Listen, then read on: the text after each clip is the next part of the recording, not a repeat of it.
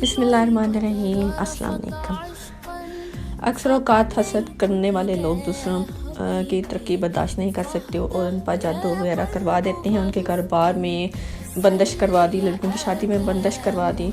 तो उनके लिए ये बहुत ही आसान वजीफ़ा है, ये करें, इंशाल्लाह इससे तमाम रुकावटें दूर हो जाएंगी। ये वजीफ़ा आपको 11 दिन करना है। रोज़ाना फजर की नमाज के बाद ये वजीफ़ा करना है। आपने सूरत मुज़म्मल एक मरतबा पढ़नी है, चारों कुल और आयतल कुर्सी, ये भी आपने 11-11 मरतबा पढ़ने हैं और अव्वल आखिर 11-11 बार दुरूद शरीफ पढ़ना है।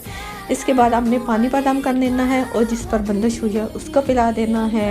और अगर आप पर बंदिश हुई है तो आप खुद भी इसे पी लें और ये अमल 11 दिन करें। और जो बचा हुआ पानी होता है वो अपने मुंह पर छींटे वगैरह मार लें और रोज़ा